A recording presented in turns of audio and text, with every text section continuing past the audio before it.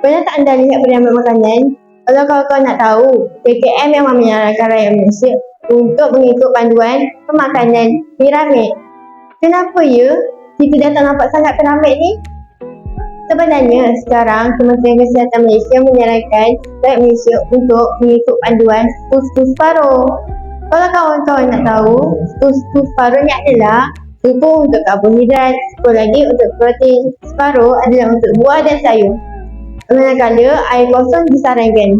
Kesimpulannya, suku karbohidrat untuk membekalkan tenaga, manakala protein untuk pertumbuhan sel-sel manusia.